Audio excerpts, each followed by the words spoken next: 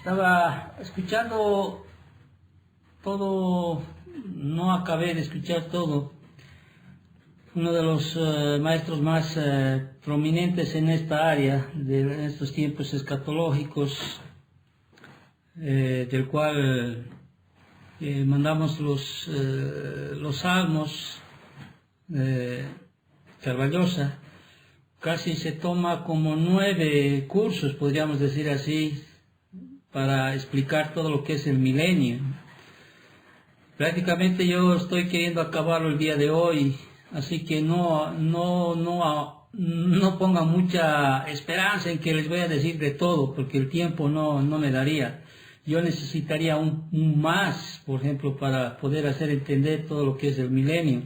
Pero de alguna manera un vistazo panorámico va a hacer que por lo menos entendamos algo sobre este tema del reino milenial, del cual nosotros creemos que sí se establece, porque creemos que la posición del premileniarismo es la que nosotros seguimos. También estaba escuchando unas enseñanzas, por ejemplo, de algunos maestros de Grace Community, como llaman, Comunidad de Gracia, de John MacArthur. Y aún me sorprendía que dentro de sus conferencistas, de los cuales dan conferencias, no todos siguen una misma línea en cuanto a este tema del milenio. Uno que quizá el que más diferente habla en relación a John MacArthur o otros conferencistas es, por ejemplo, ¿cómo se llama este varón? Que también me gusta escucharlo alguna vez, se me fue, Sugar Michelin, ¿sí? Que realmente es uno de los que más está, podríamos decir así, en contra del premileniarismo, ¿no? Y él tiene otro fundamento que según él lo ha sacado y ha estudiado, y ha sido un estudio de varios años, y estamos hablando también de un maestro ahí en Grace Comedy. Entonces, y realmente a veces uno dice, caramba, hay mucha diferencia entre la enseñanza de uno y la enseñanza de otra, pero creemos, bueno, él también tiene sus fundamentos bíblicos. Estaba escuchando también sus conferencias solamente para saber cuál es la posición y por qué tiene una posición que no sea quizá la que comúnmente se tiene. Yo creo, tiene algunos fundamentos, pero más allá de aquello, creemos, o creo yo, que tomamos nosotros como esa corriente del premileniarismo como base en la cual nosotros creemos. Volvemos a decir, el creer en uno o en el otro, sí, no implica que vas a perder tu salvación o eres un hereje, pero de alguna manera implica que, de acuerdo como habíamos hablado la anterior semana, nos da a luz de que creo que esta posición simplemente indica que podemos nosotros manejar de una mejor manera la hermenéutica, si así vale decirlo. Agradezco a José, que está al otro lado de la línea, porque me ha ayudado mucho también a entender un poquito sobre el libro que me mandaste, ¿sí? No sé si ven allá, ¿no? Del Pentecostés, eventos del porvenir, y estaba pensando tal vez si puedes hacerte fotocopiar. No son muchos en el área de lo que es, habla exclusivamente todo lo que se refiere al milenio, ¿sí? Tal vez podrían hacerse fotocopiar. Esto digo para que porque puedo prestar a alguien y después no me devuelve y se pierde. Y los libros que José está mandando, bueno, siempre van a estar a disposición de la iglesia. Cuando yo me muera, siempre va a estar ahí como una pequeña biblioteca, y estará ahí quien quiera leerlo. Bueno, pensamos en el futuro, ¿no? Que sea más evidente. Entonces he sacado algunas cosas también de Pentecostés. También no va mucho, incluso en la línea, por ejemplo, de Carballosa, tiene algunas cositas que todavía difieren entre ambos, por lo menos a lo que he visto. O sea, no tienen tampoco una línea así fija, pero sí, tienen mucho en común. No estoy diciendo que son contrarios, pero hay pequeñas cosas que también difieren, de acuerdo a lo que he escuchado, de acuerdo a lo que he comprendido prácticamente. Bueno, vámonos a lo suyo. Previo a esto, entonces, no quiero causarles una falsa expectativa, mucha falsa expectativa. Vuelvo a repetir, para hablar de este tema del milenio se necesitaría mucho más horas para ser un poquito más exhaustivo, hacer una exégesis, lo que se llama, para ser mucho más exacto. Y aunque también es mucho estudio, no solo de Isaías, hay que estudiar Jeremías, Joel, hay que estudiar Ezequiel, especialmente con los tiempos de cómo va a ser la adoración allá en el templo, y realmente son estudios muy profundos y diferentes posiciones de acuerdo a estudios que se hacen, pero creo yo que la que te estoy dando, o sea, lo que he podido resumir de todo lo que he ido escuchando, he ido agarrando, creo yo que es suficiente solamente para que tengas un conocimiento sustancioso, panorámico, podríamos decir así, para que sepas sobre esto. Y creo yo que hoy, por ejemplo, voy a ser más rápido en la enseñanza y tal vez en las preguntas sea en aquello que uno más vaya aprendiendo. No sé si me estás captando, ¿sí? Que sea mucho más sustancioso. Muy bien.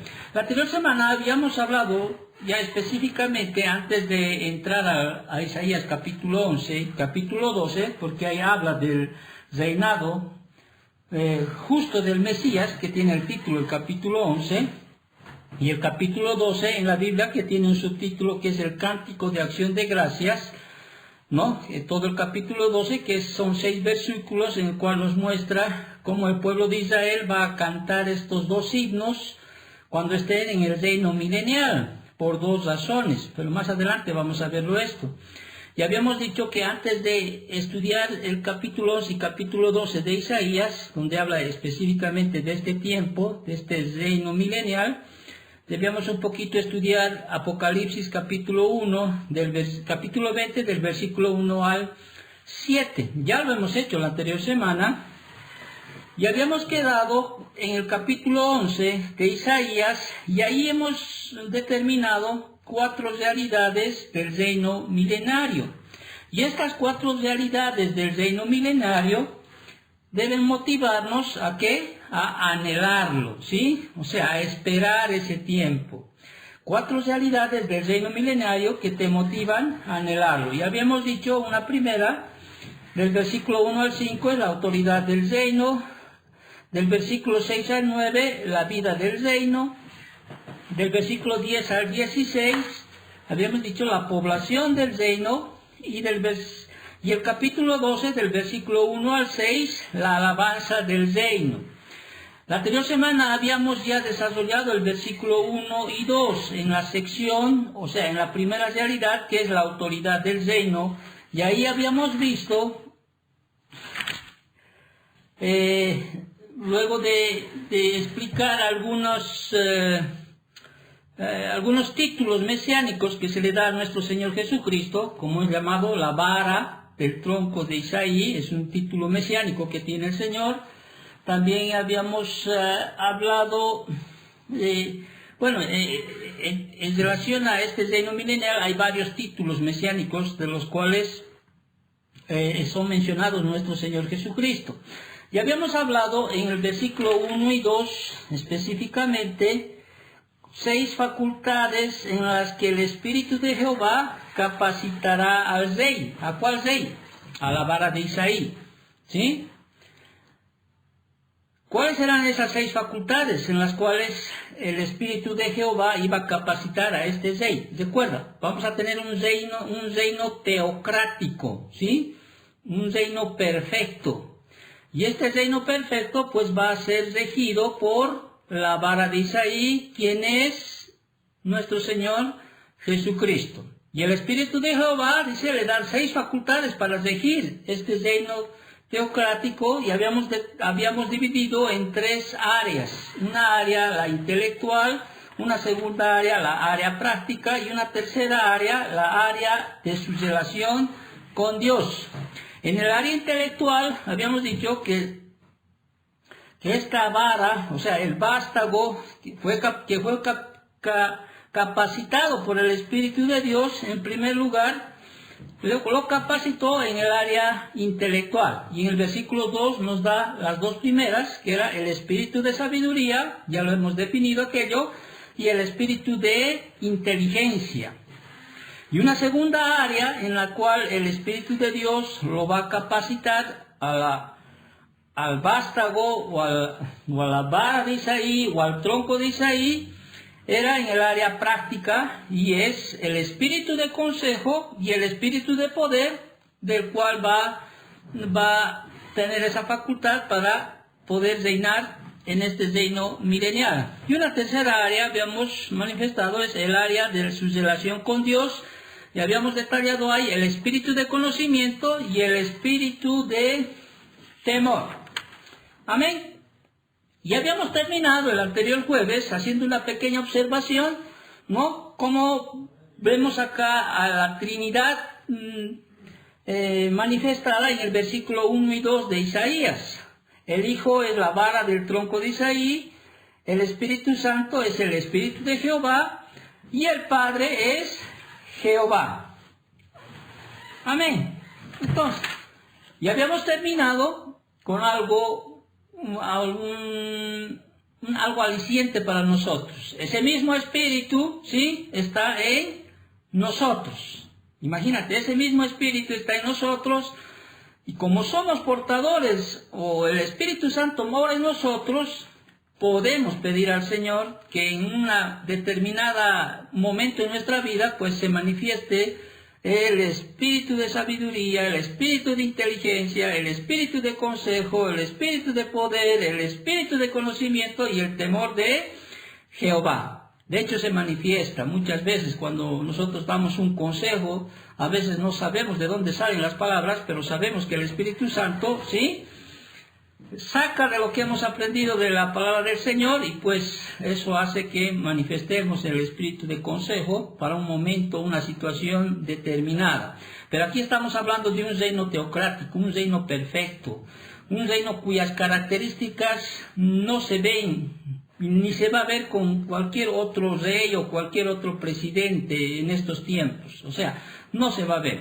Entonces es algo extraordinario lo que estamos presentando, un rey perfecto, ¿sí?, que va a regir con justicia, paz, con gozo, con etcétera, etcétera. Entonces vamos a tener un rey, o sea, un gobierno perfecto. Ahora, el versículo que sigue, del versículo 3 al 5, aquí vemos cómo va a gobernar el Señor Jesucristo en el reino milenial. O sea, cómo va a reinar la vara del tronco de Isaí, o el vástago, ¿sí? ¿Cómo va a reinar? Si tú ves el versículo 3 directamente, dice así, o leemos el 1 y el 2 y conectamos al 3. Amén. Dice, saldrá una vara del tronco de Isaí. ¿Recuerda? El tronco de Isaí.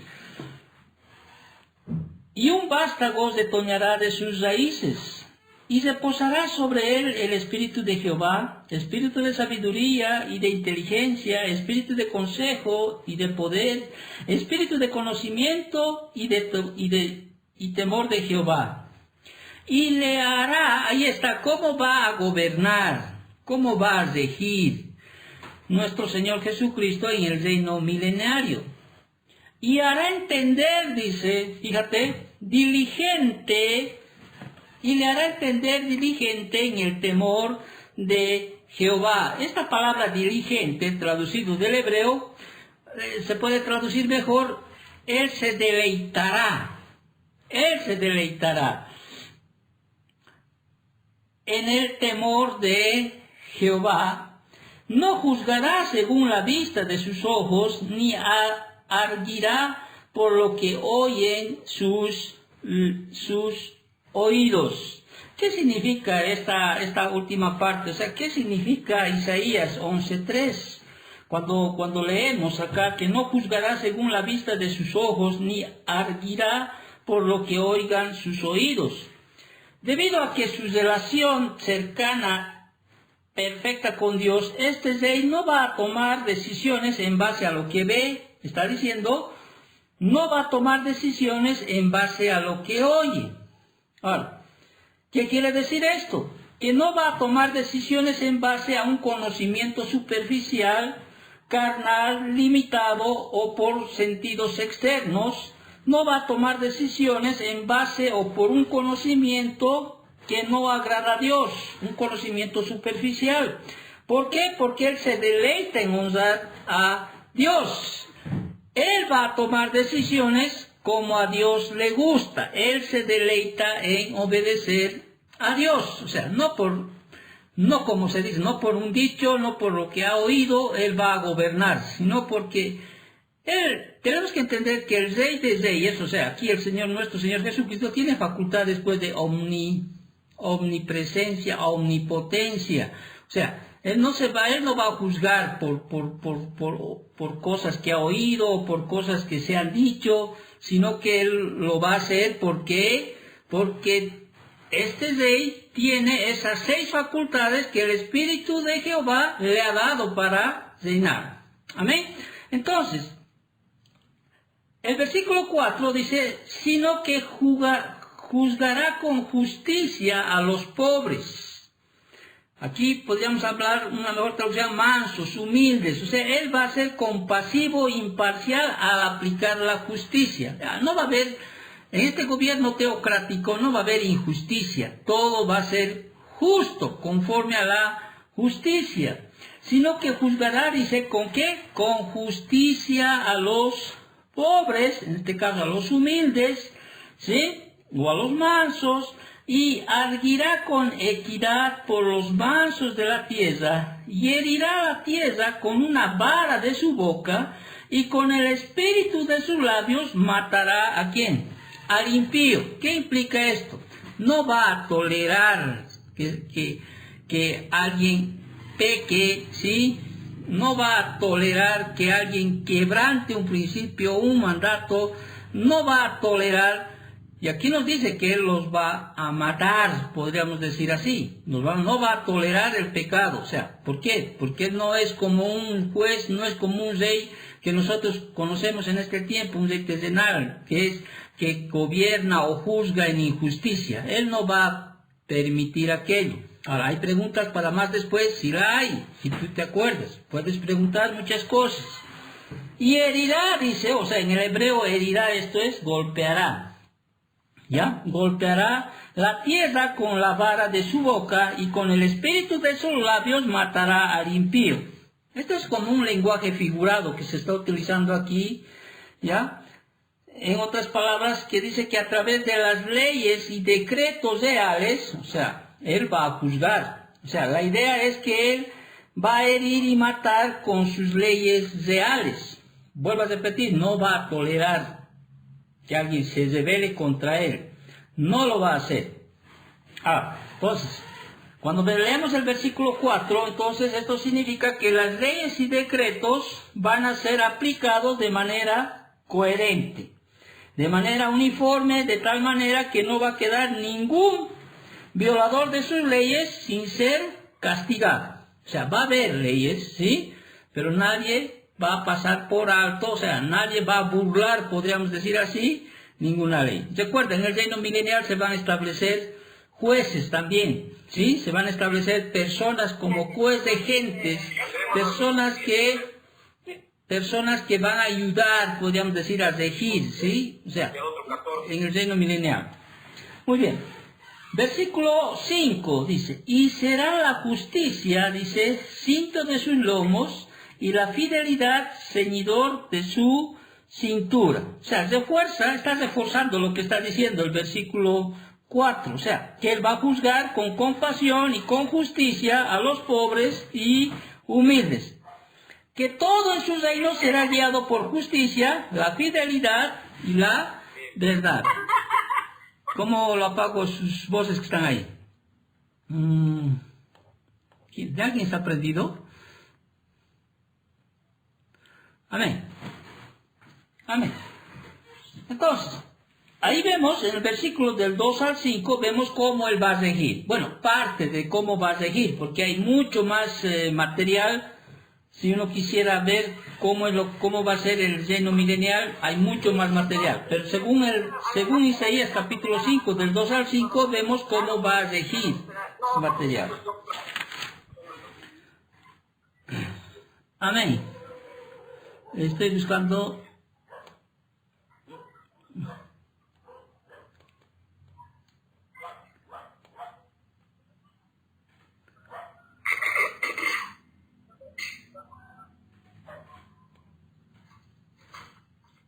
Eso, Melvin, pastor. Sí, ahorita. Ya está para eliminar. Mejor cancelaré. Muy bien.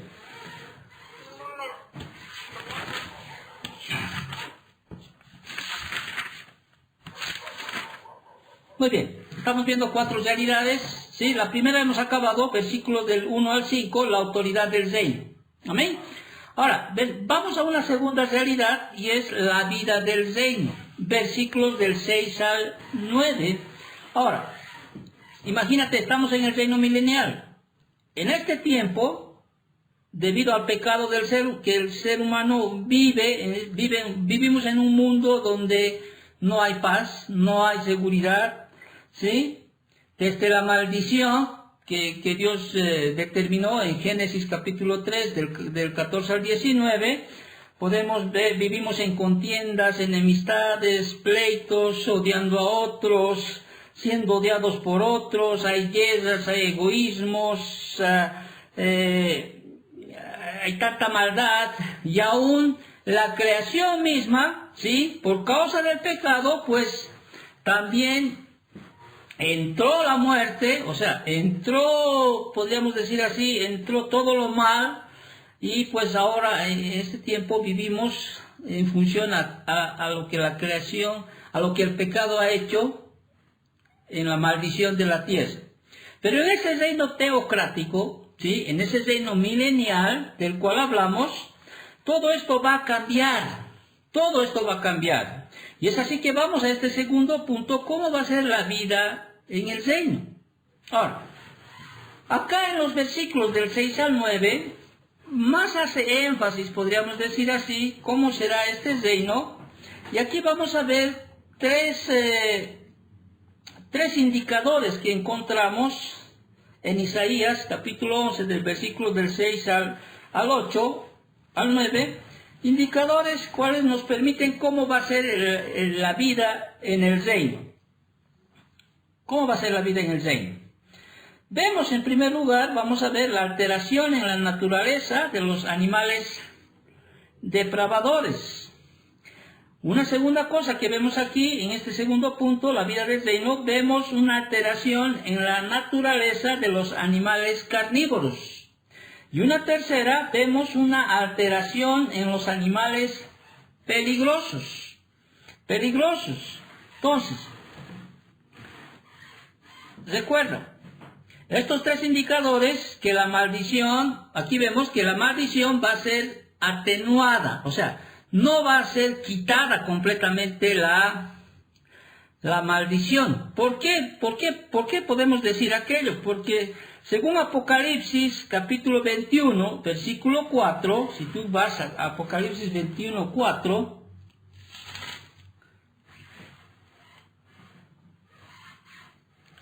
en Apocalipsis capítulo 21, 4, dice, enjugará Dios las lágrimas de los ojos de ellos y ya no habrá muerte. Aquí estamos viendo que en los cielos nuevos y en la tierra nueva, va a ser quitada, ¿qué cosa? La muerte, ¿sí? La muerte. Pero sin embargo, en el 20:14, en el Apocalipsis 20:14, dice, y la muerte y el Hades fueron lanzados al lago de fuego. Esta es la muerte segunda. ¿Por qué decimos que va a ser atenuada todas las cosas que se ven cuando hubo la maldición en Génesis 3 del 14 al 19? Porque todavía va a haber muerte, ¿sí? Y la muerte es el último enemigo que va a ser quitado, o sea, pero va a ser atenuada la vida en el reino milenial. Una de las primeras alteraciones que nos muestra Isaías capítulo 11 es la alteración en la naturaleza de los animales depravadores. Fíjate el versículo 6, ¿qué dice? Morará el lobo con el cordero. Imagínate tú, si hoy pones un lobo y un cordero, seguramente el cordero ya no está al día siguiente, ¿no es cierto? ¿Eso qué nos indica? O sea, nos indica que todavía no estamos en el reino milenial. Ahora, morará el lobo con el cordero. Aquí estamos viendo esa alteración en la naturaleza de los animales depravadores. Morará el lobo con el cordero y el leopardo con el cabrito. Se acostará el becerro y el león y la bestia doméstica andarán juntos, dice, y un niño los pastoreará. Imagínate tú, ¿no? Es algo que a veces es como cuando antes de que entró el pecado, ¿no? En Adán y Eva, antes de que pecase, esta era casi así la vida, ¿me entiendes? Entonces aquí vemos una primera alteración, ¿no? En la naturaleza de los animales depravadores. Entonces, un lobo y un cordero hoy, ¿no es cierto? O sea, un niño que los guíe al leopardo y al cabrito, al león y el ganado comiendo pasto. O sea, estamos viendo aquí que esos animales que son carnívoros, o sea, prácticamente se han vuelto herbívoros, creo que se dice, ¿no es cierto? O sea, están comiendo vegetales, ¿sí? Más o menos pasa eso antes de que el pecado entre al mundo. En el versículo 7 vemos otra alteración de la naturaleza en los animales carnívoros, ¿sí? Carnívoros, fíjate el versículo 7. La vaca y la osa pacerán. Sí, la mejor traducción en el hebreo es que estos dos pues van a comer pasto juntas, está diciendo más o menos. ¿Sí? La vaca y la osa pacerán, sus crías se echarán juntas, y el león como el buey comerán paja. Vaya, los carnívoros se volvieron prácticamente herbívoros en este reino milenial. O sea, y así era antes, vuelvo a repetir, antes de la caída del hombre, así era antes. Ahora, ¿y por qué no comían antes? Porque no había muerte, pues, o sea, no había animal muerto, o sea, no podía. ¿Sí? Cuando el pecado entró, recién hubo muerte, sí, animales muertos, o sea, tenemos que entender ese contexto un poquito. Entonces, en el futuro, entonces, estamos viendo que en la vida del milenio ha de ser parecida a la que al tiempo en que vivían Adán y Eva, antes de que pecara. Y ahí no había animales carnívoros, tampoco había animales depredadores. Y en el versículo 8 vemos otra alteración en la vida del reino. Vemos la alteración en los animales peligrosos. Fíjate el versículo 8. Dice, y el niño de pecho jugará sobre la cueva del aspid. Aspid en el hebreo es cobra, ¿sí? Cobra. Y el recién destetado extenderá su mano sobre la caverna de la víbora.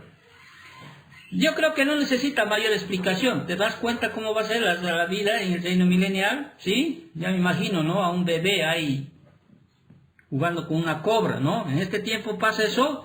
No, o sea, no hay, o sea... Por tanto, podemos decir que el reino milenial no es todavía. Los que creen, los amilenialistas, que creen que estamos ya viviendo en el reino, o sea, ¿cómo podrían explicar todo este capítulo 11 del libro de Isaías? Ahora, noten el versículo 9, ¿sí? Observen esta transformación. Y dice así, no harán mal ni dañarán. ¿Están observando la transformación que va a haber? No harán mal ni dañarán en todo mi santo monte. ¿Cuál es el santo monte? Pues Jerusalén, ¿sí? Porque la tierra será llena de conocimiento de Jehová. Ahora, esta partecita, la tierra será llena, la tierra, ¿sí? No dice solamente esa parte de Jerusalén, no. La tierra será llena del conocimiento de Jehová. Sí, es importante entender esta parte porque eso va a permitir que todos los que vivan en el reino milenial, ¿sí? Todos, absolutamente todos, ¿sí? Van a tener, ¿qué cosa? El conocimiento de Jehová. Prácticamente, hemos dicho la anterior semana, todos los que inician, todos los que están en el reino milenial son creyentes, ¿sí? Son creyentes, son creyentes. Entonces, porque toda la tierra será llena del conocimiento de Jehová, como las aguas cubren el mar, como las aguas cubren el mar. Entonces, ¿qué significa esto? Que toda la población del reino milenario, al principio del reino, va a ser creyente. O sea, van a conocer al Señor. ¿Sí? O sea, son salvos, son perdonados de Dios. O sea, será un reino milenario cuando... este reino milenario donde se está cumpliendo el nuevo pacto que Dios les prometió al pueblo de Israel. ¿Sí? Les daré un corazón nuevo, ¿sí? O sea, Jeremías 31-34. Todo esto va a contribuir ¿a qué? A que no haya mal. O sea, si todos tienen el conocimiento de Jehová, o sea, todos, toda la tierra, esto va a contribuir mucho a que no haya maldad. Entonces, ya hemos visto una segunda área, ¿sí? Una segunda realidad del reino milenial. Vimos la autoridad del reino, vimos la vida del reino, y ahora vamos a ver la población del reino. Versículo 10, la población del reino. Acontecerá, dice, versículo 10, en aquel tiempo. En el hebreo, aquel día. ¿Qué día específicamente? Habla del capítulo 11 de Isaías, del reino milenial. ¿Sí? Acontecerá en aquel tiempo que la raíz de Isaí, ¿cuál es la raíz de Isaí? Jesucristo. ¿Sí? Un título mesiánico. ¿Por qué raíz? Porque de la raíz mana, ¿qué cosa? La vida. ¿Sí? La raíz. La vida, prácticamente es la vida. Está hablando, aquí está la raíz de Isaí. ¿Quién es? Nuestro Señor Jesucristo. Es otro título que se le da. ¿Por qué llamado la raíz de Isaí? Porque Él es el origen de ¿qué? De Isaí. El Señor Jesucristo es el que da vida ¿a quién? A Isaí. Esto muestra que Él es Dios, porque solo de Dios viene o emana ¿qué cosa? La vida. Entonces aquí vemos una referencia a la deidad de Jesucristo. Muy bien, versículo 10. Entonces, acontecerá en aquel día que la raíz de Isaí, la cual estará puesta, dice, por pendón a los pueblos. Ahora, ¿qué significa esto? ¿Qué es pendón? O sea, pendón es bandera, es señal, ¿sí? Es como una bandera y una señal en la cual las personas tienen que seguir. Ya, pones un pendón, pones una señal, tú tienes que ir. Tienes que seguir esa señal, ese pendón. Entonces, en el versículo 10, volvemos a leer todo el versículo. Acontecerá que en aquel tiempo, que la raíz de Isaí, la cual estará puesta por pendón a los pueblos, será buscada por quienes, por las gentes, y su habitación será gloriosa. En este versículo 10, hermanos, si tú eres más, quieres aprender un poquito más, un poco mejor, vemos tres realidades de aquel tiempo futuro del reino milenario. Una de las primeras realidades que vemos en el versículo 10 es que el Señor aquí está siendo presentado como un pendón, una bandera. ¿Qué significa esto? ¿Sí? Que el Señor es presentado como un pendón, una bandera que las naciones van a seguir. ¿Sí? Las naciones van a seguir. Una segunda realidad que vemos en el versículo 10 es que será buscado, dice, será buscado por las gentes. Gentes en el hebreo implica pueblos o naciones. Significa que los gentiles buscarán ¿a quién?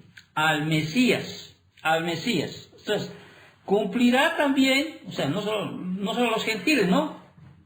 Todos los que están en el reino milenial buscarán al Mesías. Y ahí vemos un cumplimiento de Abraham, especialmente los gentiles, ¿no? De Abraham, cuando le hizo la promesa, cuando el Señor hizo el pacto con Abraham, ¿sí? Que toda su descendencia, las estrellas, como las estrellas del universo o la arena del mar, todas ellas, ¿sí? Va a cumplirse ese pacto que hizo con Abraham, en Génesis capítulo 12, versículo 3.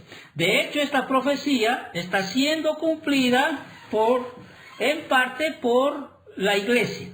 Eso lo vemos en Romanos capítulo 15, versículo 12, pero va a ser cumplida en su totalidad en el reino milenial.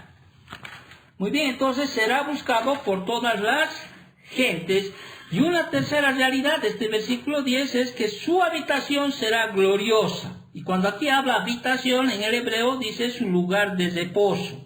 ¿Qué significa esto? Que el lugar donde él vive, el rey es prominente, o sea, es exaltado, es un lugar de realeza, es un lugar esplendoroso, podríamos decir así.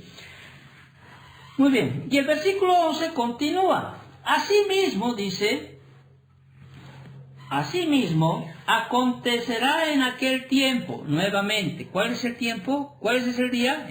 Bueno, nosotros entendemos en el reino milenial, ¿no es cierto? El tiempo milenario aquí en la tierra, eso es lo que nosotros creemos. Entonces, acontecerá que en aquel tiempo, que Jehová alzará otra vez su mano, dice, alzará otra vez su mano para recobrar el remanente de su pueblo que aún quede en Asiria, Egipto, Patros, Etiopía, Elán, Sinar y Hamat y en las costas del mar. Nada, uno puede decir, ¿qué significa esto? Cuando aquí dice, acontecerá que en aquel tiempo Jehová alzará otra vez su mano, o sea, aquí está hablando que Jehová va a volver a reunir a todo el remanente del pueblo de Israel que están en Asiria, en Egipto, en Patros, en Etiopía, o sea, en todo lugar, todo el remanente de Israel los va a volver a juntar. ¿Por qué dice otra vez? Porque ya los juntó cuando salieron de Egipto, ¿sí? De Egipto junto a la tierra prometida. Ahora, por segunda vez, Jehová va a hacer que todo el pueblo de Israel remanente, o sea, los que están esparcidos en todas las naciones del mundo, ¿sí? Van a venir a Jerusalén, o sea, van a venir a su tierra, ¿sí? A su herencia, a la cual Dios un día les ha prometido. ¿Están entendiendo esa parte? ¿Sí? El versículo 11, ¿sí? Versículo 12. Seguimos, y levantará, otra vez aquí dice, pendón, o sea, bandera o señal, a las naciones y juntará los desterrados de Israel. Aquí está lo que hemos explicado en el versículo 11, y se unirá a los esparcidos de Judá de los 4 confines de la tierra. O sea, Dios va a traer a la tierra, de todo lugar de la tierra, al pueblo de Israel. Judá y el reino del norte, que eran divididos, ya no van a estar más desunidos, no van a estar unidos, ya no va a haber esa división que hubo, 10 tribus en un lado, 2 tribus en otro lado, no, todos van a ser unificados, no va a haber ya esa ruptura entre las 12 tribus que hubo, sino que van a ser nuevamente uno. Entonces, el versículo 13 sigue así, dice, y se disipará la envidia de Efraín, ¿te acuerdas? Israel del norte, y los enemigos de Judá serán destruidos. Efraín no tendrá envidia de Judá, ni Judá afligirá a Efraín. ¿Estás captando aquello? En ese reino milenial ya no va a haber, ¿sí? Lo que se separó, podríamos decir así,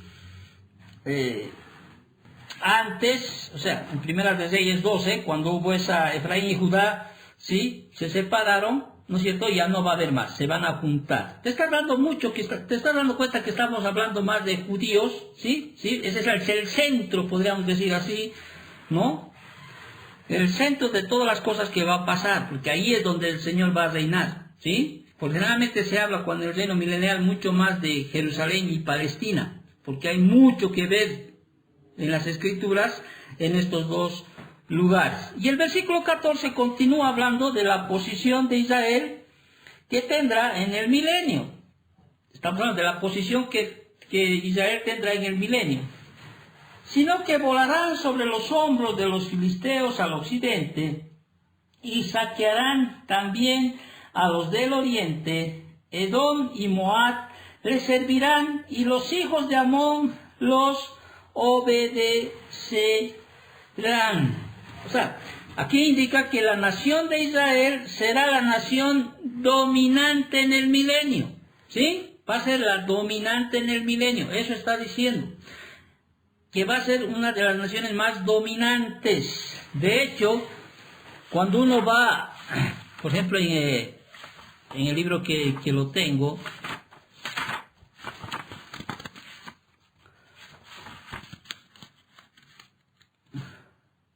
por ejemplo, los israelitas, que son como súbditos del Mesías en el milenio, los gentiles también hablan. ¿Cómo van a ser los gentiles en el milenio? O sea, los gentiles en el milenio.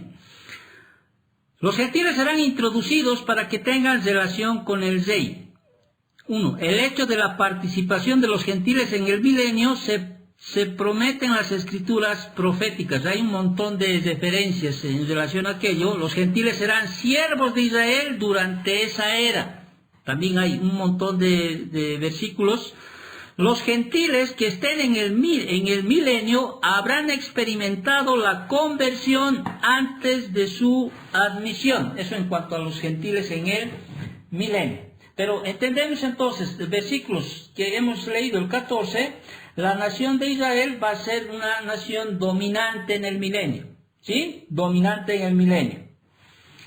Versículo 15, seguimos viendo cómo va a ser ese tiempo. Y secará Jehová la lengua del mar de Egipto, y levantará su mano con el poder de su espíritu sobre el río. Bueno, ¿qué río es este? El Éufrates. Aquí entendemos.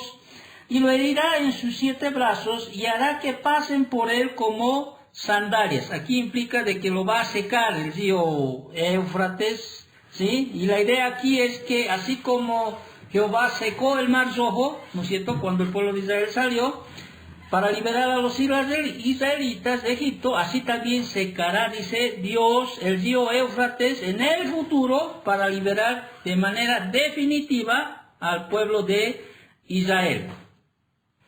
Es difícil también entender estos versículos, pero bueno, hacemos el intento de que se pueda entender. Versículo 16 se marca la idea, sigue se marcando la idea.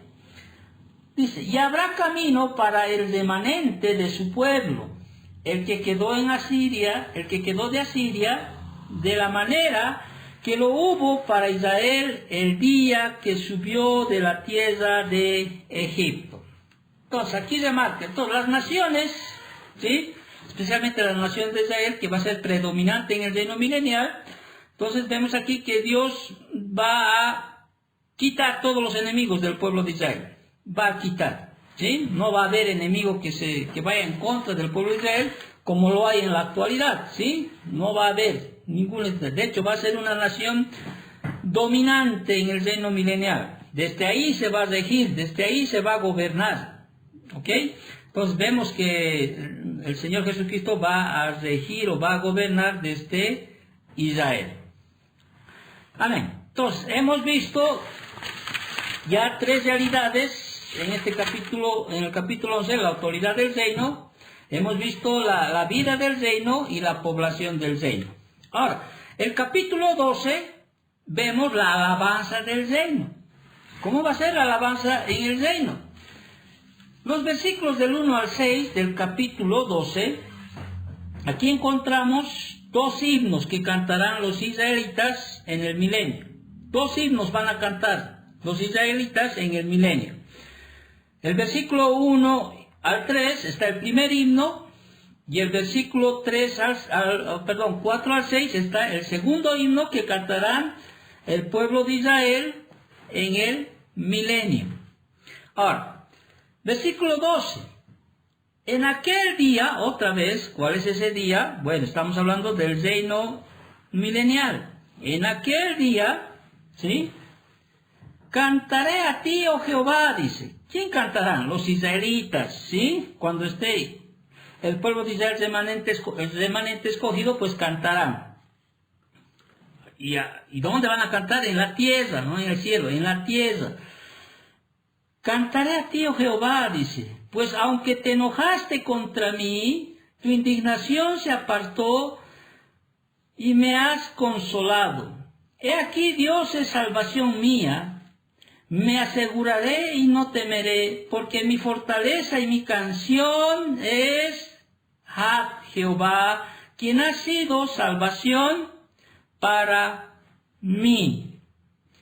sacaréis con gozo aguas de las fuentes de la salvación. Entonces aquí vemos un primer himno que va a cantar el pueblo de Israel. O sea, ¿por qué están cantando este primer himno? Por dos razones. Una de las primeras razones por las cuales se está cantando este himno el pueblo de Israel, cantarán porque Dios dejará de estar enojado con ellos y los habrá consolado. Por eso cantarán, ¿sí? Dios dejará de estar enojado con ellos y los habrá consolado.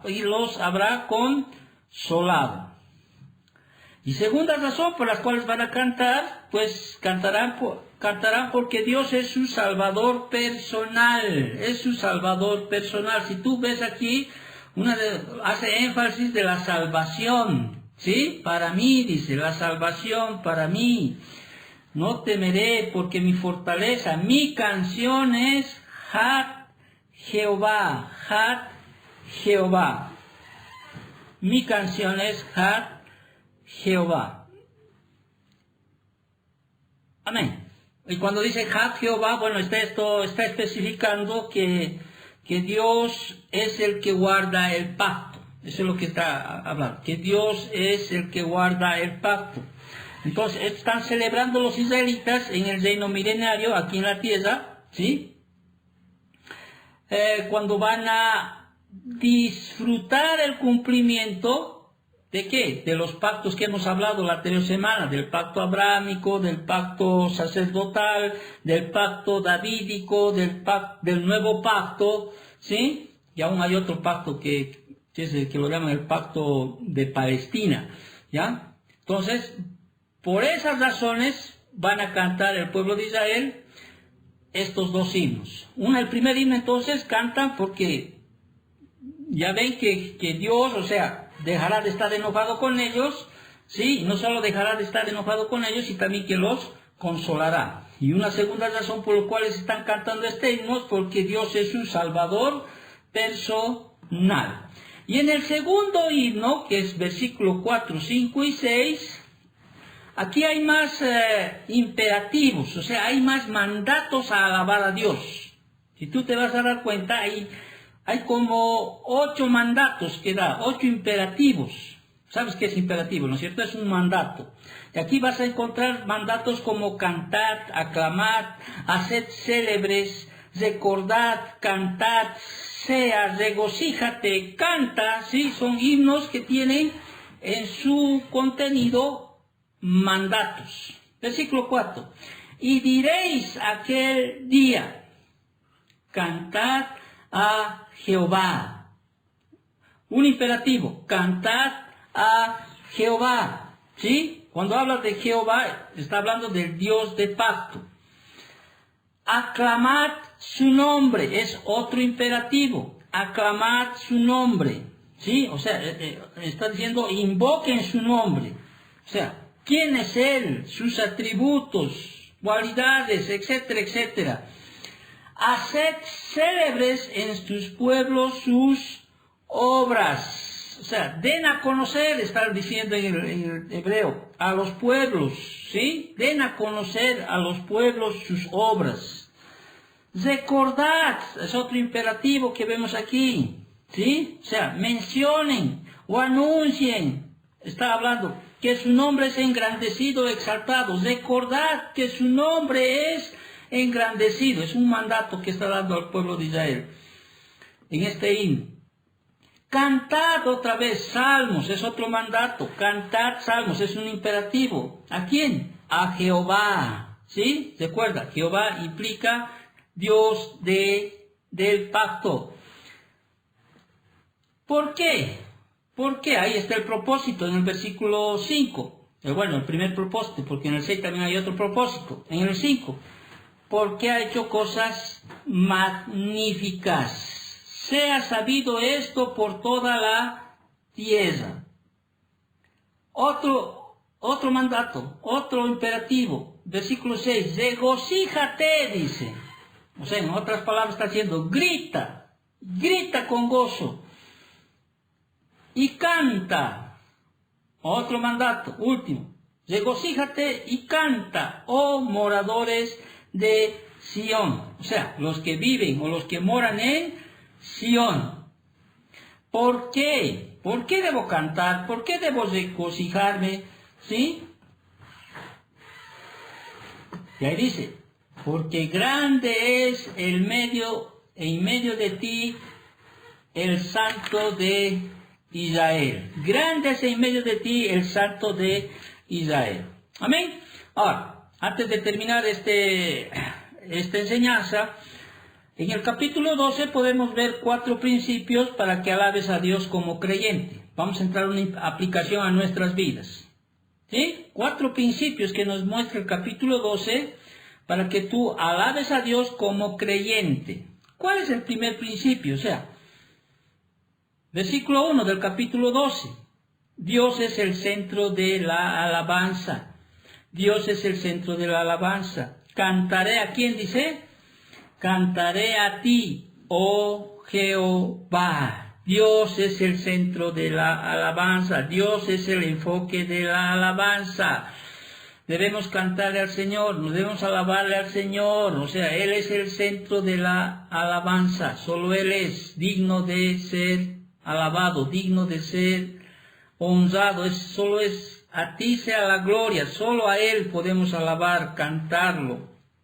¿Sí? Porque Él es el centro de toda la adoración. Entonces, uno de los primeros principios que aprendemos en el capítulo 12 es que Dios es el centro de la alabanza. Un segundo principio en el versículo 2. Aquí vemos que la gracia de Dios en tu salvación es la causa de la alabanza. La gracia de Dios en tu salvación es la causa de la alabanza. He aquí Dios es, ¿qué dice? Salvación mía. He aquí Dios es salvación mía. ¿Sí? Mía. No tenemos una bendición más grande que esa, ¿no? O sea, la gracia de Dios es tu salvación. En tu salvación es causa de la alabanza. O sea, debemos ser agradecidos que un día Dios nos haya tomado por hijos. O sea, por su gracia somos salvos. Como dice, ya hemos hablado innumerables veces sobre esto. Por esa gracia que Dios ha depositado en tu vida, ¿sí? Esa gracia que te ha permitido llegar a ser hijo de Dios, esa gracia que Dios derramó en un momento, ¿sí? Eres salvo. Y eso es un motivo de que debe ser en nuestras vidas de alabanza. No sé, si alabarás, eso ya te corresponde a ti, si alabarás al Señor cuando abres tus ojos por la mañana y dices gracias Señor, o sea, gracias, o sea, por conocerte, por regalarme tu salvación, ¿sí? Porque solo de Él es la salvación, por medio de Él, por Él. Entonces es un motivo más que nos enseña el capítulo 12, que la gracia de Dios en tu salvación es la causa de la alabanza. Un tercer principio que vemos en el versículo 3, vemos aquí el Espíritu Santo produce el gozo que lleva a la alabanza. El Espíritu Santo produce el gozo que lleva a la alabanza. Sacaréis, dice, con gozo aguas de las fuentes de la salvación. ¿Sí? Es un lenguaje metafórico, ¿sí? Que está utilizando aquí, que está hablando del Espíritu Santo, ¿sí? Si corren aguas vivas, ¿no es cierto? O sea, es un lenguaje metafórico en el cual nos muestra que el Espíritu Santo es el que produce el gozo que lleva la alabanza. Y por último, un cuarto principio en el versículo 4, es que lo que Dios es y ha hecho es el contenido de la alabanza. Lo que Dios es y ha hecho es el contenido de la alabanza. Y diréis en aquel día, cantad a Jehová, aclamad su nombre, haced célebres en los pueblos sus obras, recordad que su nombre es engrandecido. Entonces, el centro de la alabanza es lo que Dios ha revelado de sí mismo en su palabra. Amén. Amén. Amén. Muy bien, entonces prácticamente hay mucho más que hablar sobre el reino milenial, ¿sí? Hay mucho más que hablar sobre el reino milenial. Ya la anterior semana, cerrando este pequeño estudio que hemos hecho, habíamos visto que en la Biblia se usa diferentes expresiones para referirse a este reino. Se habla del reino de los cielos, el reino de Dios, el reino de Cristo, el tiempo de restitución, tiempos de refrigerio, plenitud de los tiempos, el mundo venidero, ¿sí? Son expresiones que se usan al referirse a este reino milenial. También habíamos hablado de por qué ha de haber un milenio, por qué debe haber un milenio.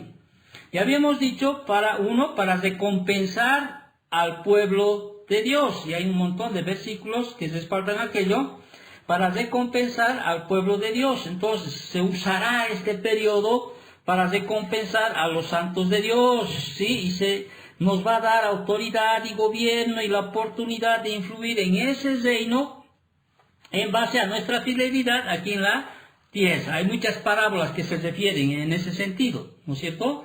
Eso es para recompensar al pueblo de Dios. Un tercer propósito, ¿por qué necesitamos o por qué va a haber un milenio? Es para responder las oraciones de los discípulos. Padre nuestro que estás en los cielos, venga a nosotros, ¿qué dice? Tu reino, ¿sí? Bueno, el reino implica varias cosas también, no que implica simplemente eso, pero específicamente aquí se está hablando de ese reino de la instauración de ese reino que los judíos pensaron que Jesús iba a establecer, ¿no? Establecerás tu reino aquí ahora, no te compete a ti ni saber cuándo ni las razones de cuándo será. Entonces, un judío que estudió el Torá, un judío que estudió las Escrituras sin que haya el Nuevo Testamento, o sea, sin que haya Apocalipsis, ya entendía que iba a haber un reino milenial, un reino que iba a establecer el Mesías. Ahora hay una discusión sobre eso, ¿no es cierto? Porque ese reino debería ser eterno y no solamente 1000 años, etc.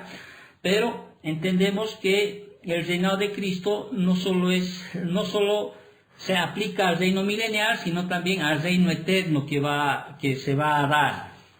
Entonces, ¿por qué un reino? ¿Por qué el milenio? ¿No? Incluso, hemos dicho también que debe tener un milenio para redimir la creación. Ya hemos visto aquí cómo se ha redimido la creación, ¿sí? Si no en su plenitud, porque todavía la muerte no va a seguir en el milenio, porque al final recién va a ser derrotada la muerte, o sea, no va a haber muerte, ¿sí? Pero aquí se ha restaurado, podríamos decir, la creación, ¿sí? O sea, ese poder que resucitó al Señor no solo nos va a dar cuerpos glorificados, sino que va a restaurar también las características geográficas de toda la tierra. El sol va a dar un mayor brillo, la luna también va a dar un mayor esplendor, la tierra, las partes donde son desérticas, dice que van a florecer, son promesas que tiene Dios en su palabra. O sea, va a haber una reestructuración geográfica de la tierra. Incluso muchos dicen, o sea, en su palabra hay promesas en las cuales la extensión, por ejemplo, del reino de Israel va a acrecentar. O sea, hay muchas promesas que se tienen que cumplir en el reino milenial. Y también el reino milenial es necesario, pues para enfatizar la depravación del hombre. Entendemos que aquellos que han pasado al reino milenial sin cuerpo glorificado, pero sí son creyentes, hemos dicho, ellos van a tener hijos, ¿no?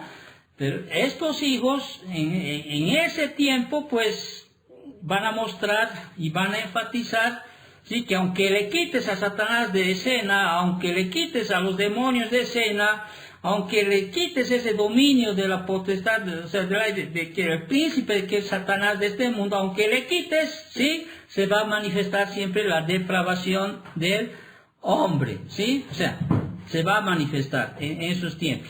Bueno, según se hace un estudio de los que hacen aquellos que estudian la Biblia a través de las dispensacionalistas, ¿no? Tiempos o periodos que muestra la palabra del Señor.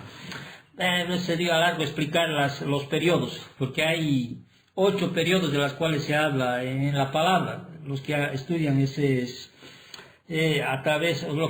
los que estudian la Biblia a través del dispensacionalismo.